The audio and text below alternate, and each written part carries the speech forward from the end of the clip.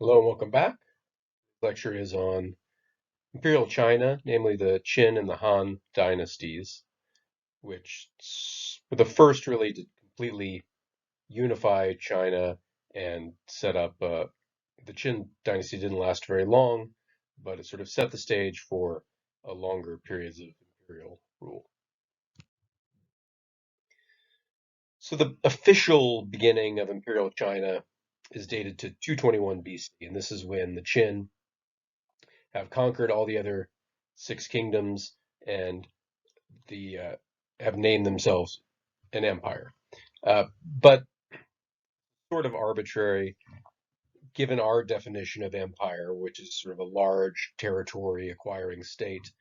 There have been plenty of those for at least 1,000 years before 221 BC.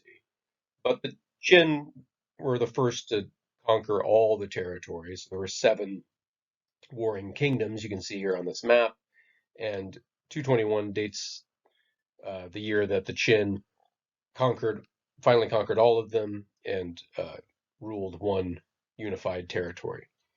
Uh, and the word China, right, is derived from, although it's spelled Qin.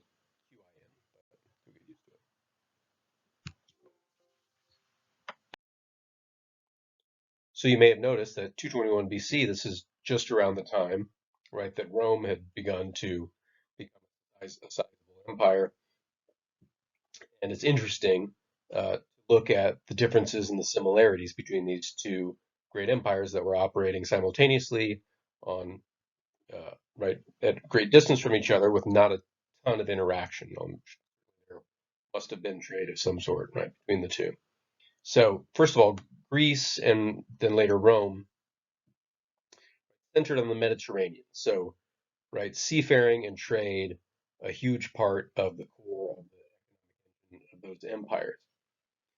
China certainly was a seafaring people as well, right? They had the Pacific Ocean on their east, but the bulk of the landmass, right, any interaction, among the Chinese people, uh, is plain steppes, kind of rather hilly, and generally difficult to traverse. Very good for defense, not so great for offense. So often, if you look at sort of the military history of China, which we won't go into a lot of detail in here, uh, you'll see that the people that could patiently wait out their enemies, right, and defend, retreat strategically, would often end up victorious in combat on the Chinese mainland. Um, there are two main rivers running east-west, so that is a means of travel, and it was important for agriculture. The Yellow River, and the Yangtze, but the rivers were difficult to tame, so they would frequently flood. Um, they would wipe out entire villages, wipe out crops. Uh, you know, Rivers do flood, and that is part of why they're so fertile in those areas. But sometimes, excuse me, oh, sometimes they flood predictably, right? Like the Nile in Egypt. In China, it was much more difficult to in these rivers, and we'll see that one of the important things that the projects that the Chin took on was ways of mitigating and controlling the rivers. There's also a bit of a lack of rivers going north-south, right? So um, that makes it difficult to travel by boat to certain areas of the empire or from certain areas to other areas. And again, this made travel difficult. So there was wheat grown mostly in the north, rice mostly in the south. And again, there was certainly lots of opportunity for agriculture, but certain impediments to trade, right, and to travel. So again, it's a little bit arbitrary to call the Qin the beginning of a Chinese empire. You can look on this chart and see that there were dynasties preceding the Qin for, as early as 1700 BC. Um, some of that, the further back you go, history and myth begin to blend a little bit, so we know a bit more about the Qin. But the important part is that empire was in the Chinese imagination, right? They understand They understood what it was. They understood it as a possibility, and they understood the pitfalls. Uh, there's always the danger of fragmentation into the smaller kingdoms, right? As soon as one area sees some opportunity and sort of trying to go it alone and break off, they will often do that. And as we said, uh, the terrain is more easily defended than it is attacked, and so there are often success in fragmentation. Um, so it was tough to keep an empire together for any period of time, and we'll see the Qin when he did it for about years or so.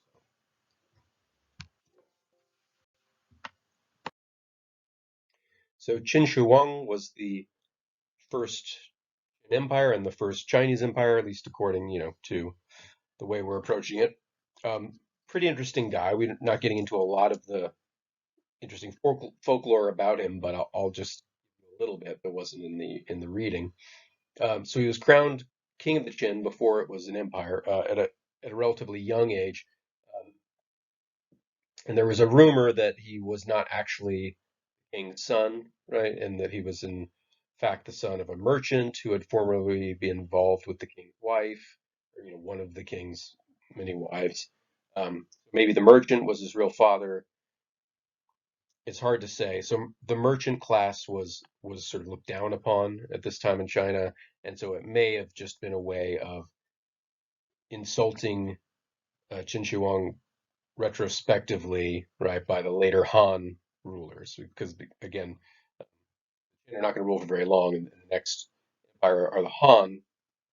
So when they're telling the story, they have an interest in things like, oh, he's the illegitimate son of a merchant or whatever. So take that with a grain of salt.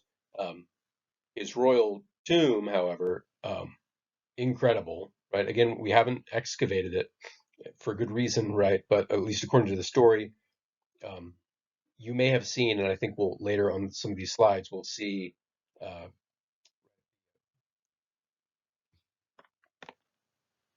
excuse me, we'll see the terracotta soldiers. You may be familiar with those or have seen pictures of them.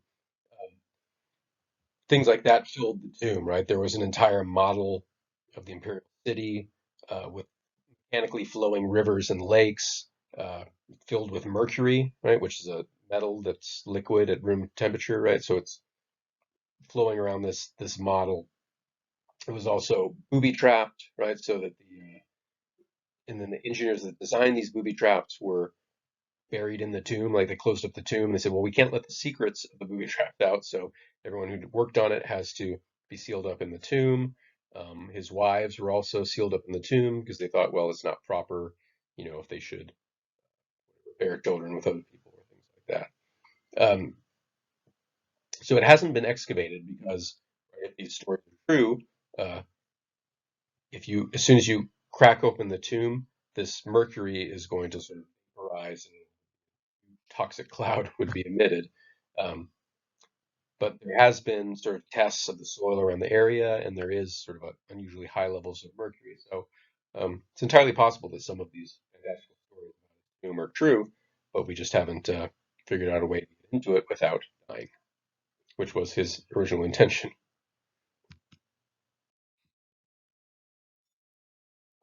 So again, the Qin Empire only lasted 15 years, but it did begin this period of successive empires that lasted until 1911. So the right, the Chinese Empire has outlasted uh, certainly the Western Roman Empire, even the Eastern Roman Empire, which lasted till the 1400s.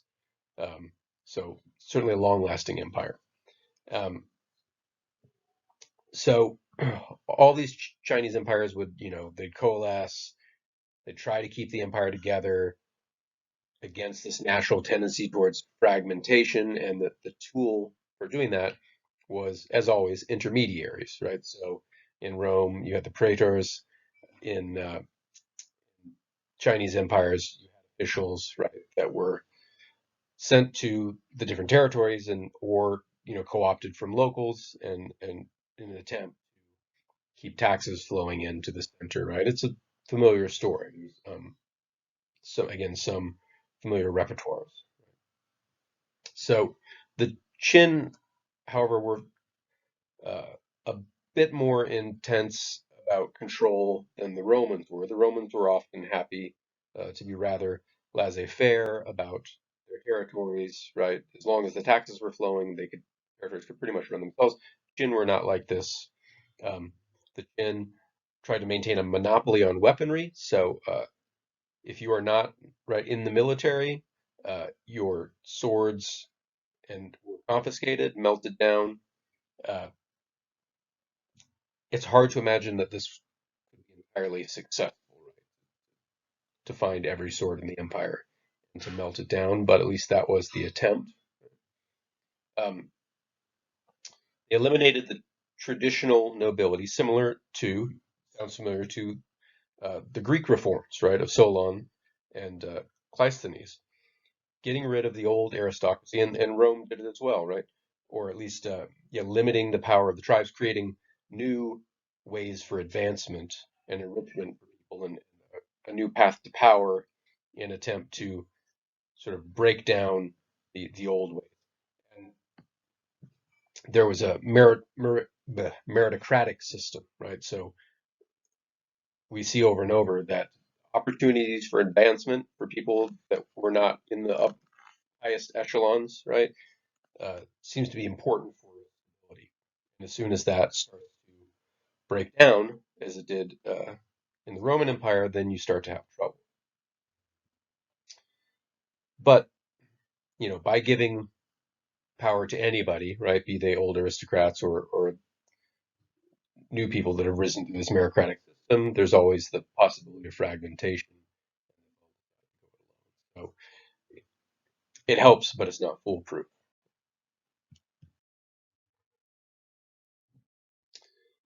Another problem that plagued the Chinese and also plagued Rome, and has really been a problem as old as civilization, is nomads, right? So the Asian steppes, in particular, have been home to uh, horse riding nomads, right? And they're tend to be excellent warriors, very fast. Uh, what they've done throughout history, from the days of like the 3,000 to 4,000 BC in the Middle East and such, you have this from the beginning of agriculture, right? You start to have a settled town, you're farming wheat or whatever, relatively peaceful life. Um, and a group of nomads can always swoop in on horseback, right, with their military prowess, because this is what they do for a living, wreak havoc, right? Just take whatever they want from the village, kill whoever they want, and then as soon as they came, they're gone on horseback again. And frequent raids were often the scourge of settled agricultural peoples. You see it in China, you see it in the Middle East. We will see when we watch the film Apocalypto in Mexico, right, around 1500 AD, and in the Mayan people, right, there's a hunter-gatherer village that is right swooped down, not on horseback, but are raiding. Uh, this was part of the one of the things that would be nice about being associated with an empire like the Romans, is that you have some degree of protection against that. If you're a village on your own, you're less protected. But on the borders, even within the Chinese Empire, uh, they had to constantly be on their guard against these raiders, just as the Romans did against the Gauls, and the Goths, the Ostrogoths.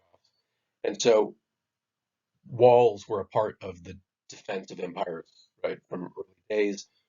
We're not talking about the Great Wall of China was exactly that, right, trying to keep the raiders out, the nomads out. The Qin built a wall, but it was made of earth, not the Great Wall that we are familiar with, but similar techniques, similar purpose. Often not so much to keep them out because they could, figure out ways to get over it, but more to funnel them at least to defensible points. But this interaction with the nomads was also helpful to the empire, so that they learned a lot of military technique, and warfare on horseback was a primary form of combat in Imperial China as well through that period. The nomads were traders as well, so as much as they, you know, uh, were violent and practiced warfare on people, they also were happy to trade with people as well, and or were happy to be bought off, right? If in lieu of attacking you. So there was the interaction was not always negative, and much of the innovations in metallurgy and weapon systems the Imperial Chinese picked up, they picked up from these.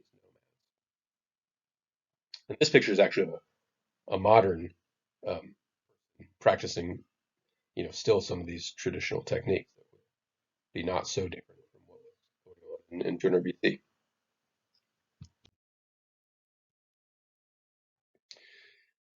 So, in addition to appointing intermediaries, right, that were hopefully loyal to the empire and didn't splinter off, uh, they tried to, the emperors, cultivate loyalty among the peasantry as well. You always do have to keep, right, the lower classes happy. So, local farmers were given land grants. Again, we saw a similar uh, attempt at strategy in towards the end of the Roman Empire when they're having trouble, right, keeping it granted land to soldiers as a means of paying them. Here, land grants were given to farmers, right? Um, the grants didn't include citizenship, but it was often enough to create a certain loyalty. And then it also was a means, right, to tax the produce of those lands, and that was a means of enriching the empire.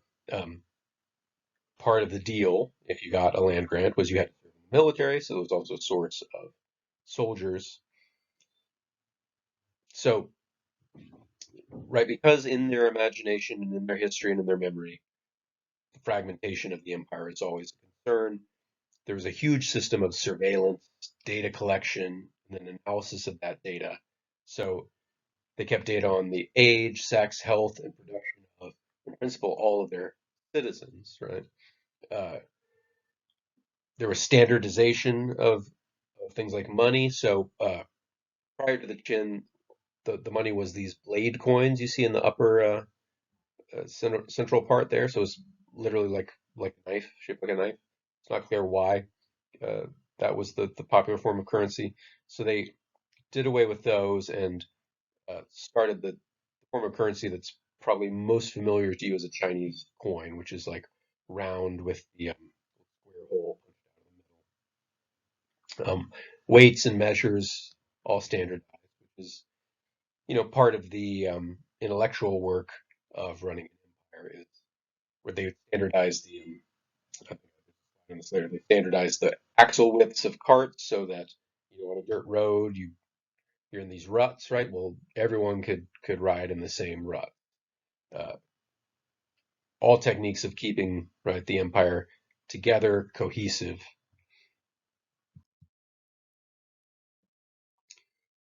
So the Chinese empires were not republics like Rome or Greece, even remotely.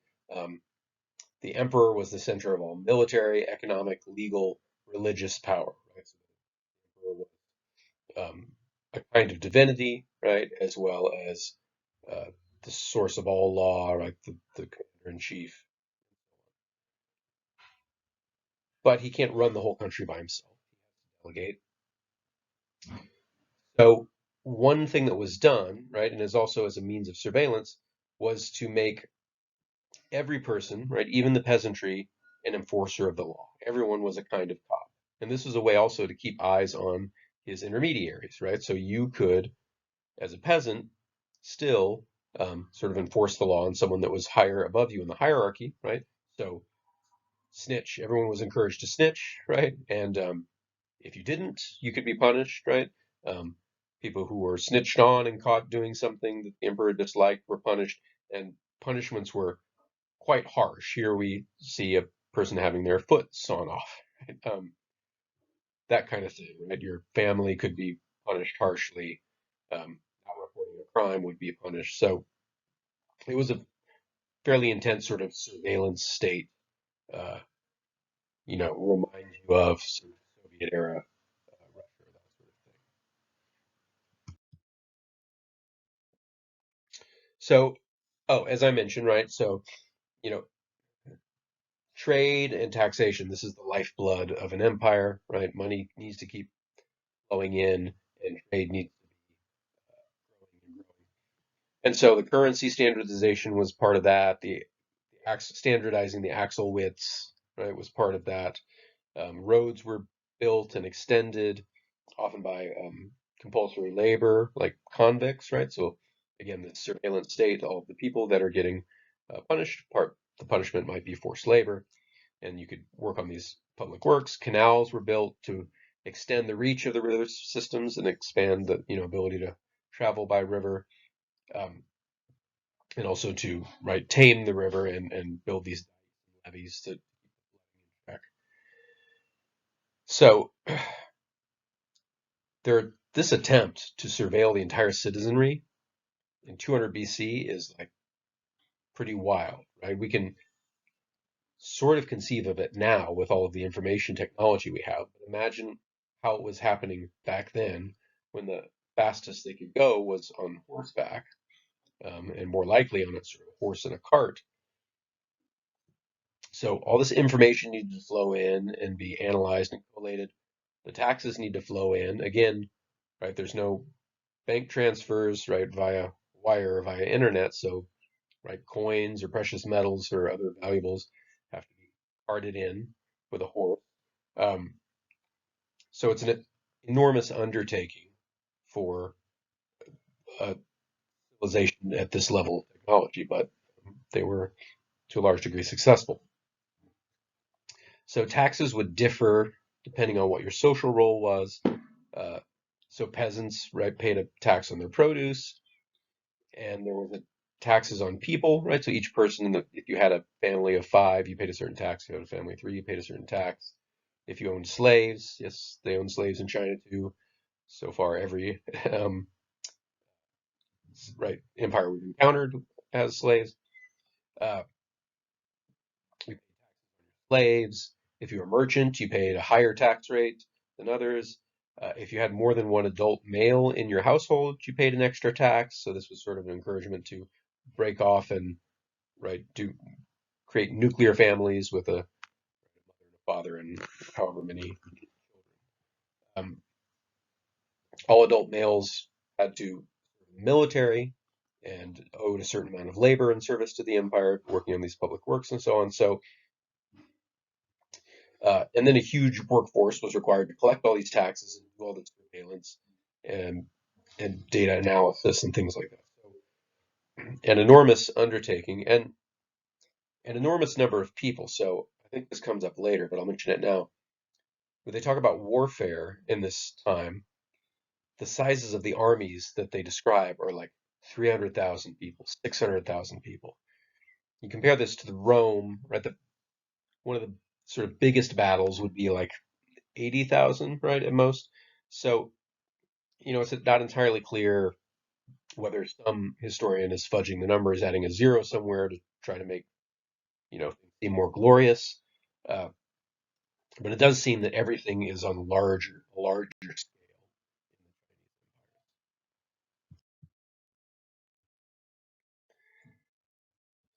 So even after conquering the other six kingdoms, there are still people beyond the bounds, right, of those kingdoms, and so the Jin were still always at war against these nomads on the frontiers, and the big projects they were undertaking, right, to try to unify the empire, tame the rivers, and so on, were very expensive, right? So again, hundreds of thousands are the numbers thrown out in our sources from the size of the armies and the work gangs. Um, maybe it's true, maybe it's not. Uh, but huge, expensive, and sort of energy and finance draining undertakings going on. Meanwhile, these reforms, right, that did away with the old nobility and had this heavy scrutiny on people and these heavy punishments made people with a little money that were used to better treatment pretty upset, right? And those tend to be the types of people that could raise an army, right? They got the cash to throw around, and so there was eventually a civil war, and this weakened the empire, and the Han conquered them. So 202 BC. So not a long dynasty at all, but notable for again for unifying for the first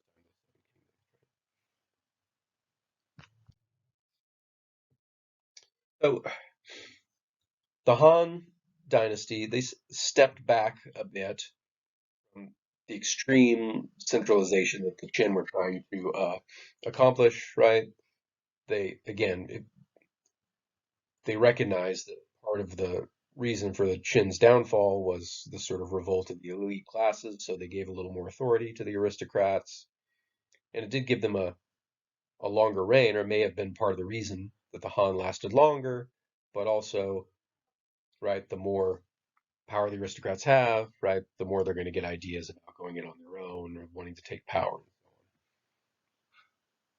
Confucianism, right, sort of became uh, Confucius had been around centuries earlier, but his teachings started to gain popularity in the Han Dynasty, and his philosophy was very much focused on, right, your social role, and the way you should live is according to your social role in this sort of hierarchy.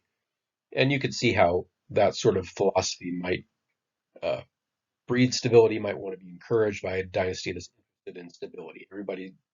Everyone has their place, right, in the fabric of society, and uh, but Confucianism was not like the state religion or anything, and anything like the way the Romans eventually adopted Christianity. There was uh, Taoism going on, Buddhism going on. There was ancestor worship as well. So there was Buddhism was kind of new on the scene at the time, actually. So Buddha was around 300 BC, something like that.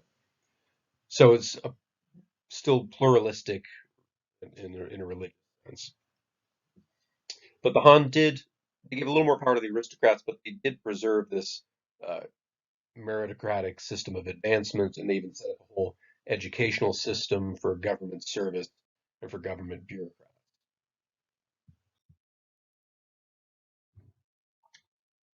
So the Xiongnu, so and pardon me, I'm doing my best to pronounce the Chinese well. If any of you speak Chinese better than I do, which is almost everyone, uh, apologies if I make a mistake. So, as we said, at every point in Chinese history, right, even when you conquer the other six kingdoms, there's always pressure from these nomadic people on the borders. Um, and so, when the seven kingdoms become a single empire, well, now that these nomads are the only enemy, but it's costly to be at perpetual war, right, with the nomads constantly pecking at your borders. So we talked about the Great Wall, right, which was designed to sort of funnel them to predictable areas where you could defend. But finally, in the Han Empire, a formal settlement was achieved with the Xiongnu, and the wall became the official boundary of China. Now, how long can a treaty last with a sort of loosely affiliated set of nomads?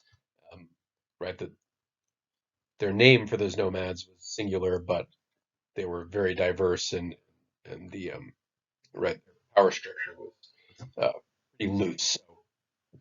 So you made a truce with somebody, but it's not clear that it's going to last that long when somebody else gets the idea that maybe they'd swoop in, right, and take a little money out from their neighboring empire. So truce didn't last forever, uh, but it did some sort of intellectual work of setting up this clear dichotomy, right, between the Chinese Empire and, right, the side. I want to say barbarians, which wasn't a Chinese word or concept, but it's something like that, right? So even if the settlement and the truce didn't last long, we had this long-lasting idea of them and us.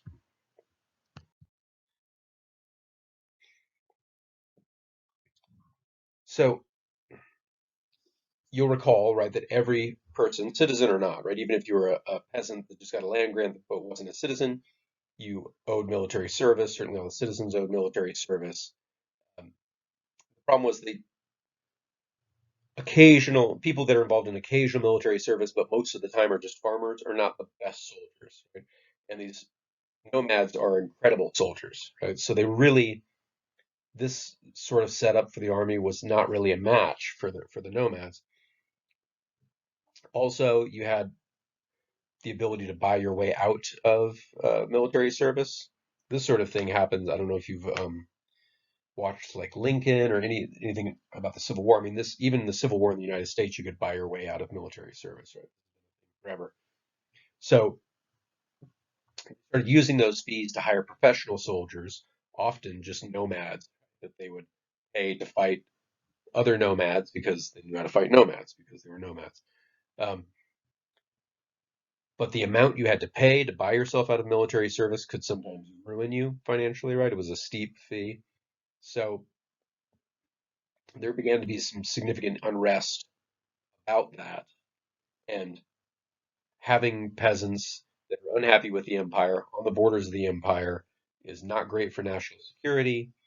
So ultimately, the Han ended universal military service in 32 AD, and populations that seemed on the borders and seemed to be upset, they would just relocate the whole village, right, in order to try to prevent what they saw coming, which was collaboration with the nomads and potential, right, lost territory and problems for the empire.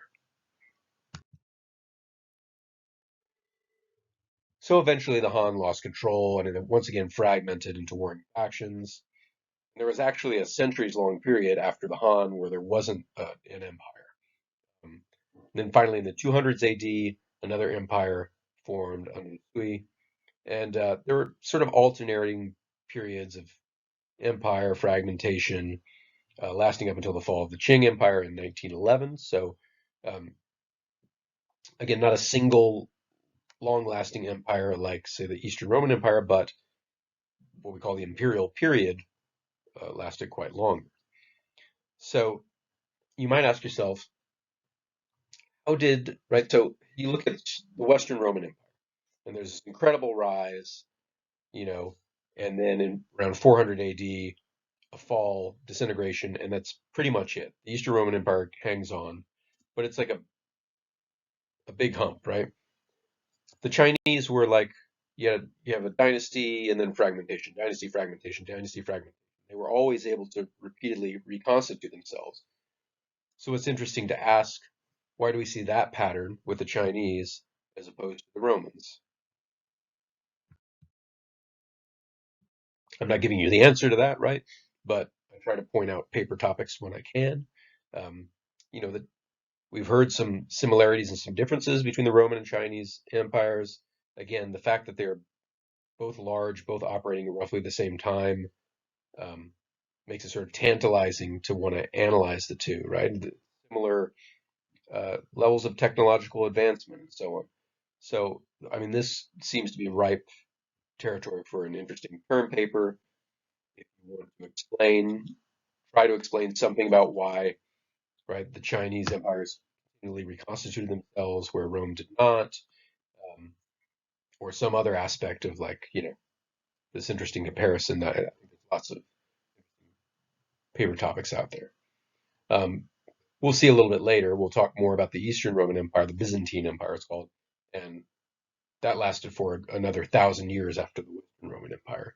Um, so that adds another interesting element to it. And why did that part of the Roman Empire last so long in a single, uh, right, without fragmenting and coming back together? Now we have sort of three different models of empire. What are the differences? Can we isolate any causal factors? So, fun stuff to speculate on. Again, it's just supposed to be fun, and I don't expect in these papers that you will have to do a ton of outside research. Actually, if you were wondering about that, you're welcome to, um, but you're also welcome to just use the sources we give you and do some, critical and maybe even a little speculative thinking. That's perfectly fine. So I will next time.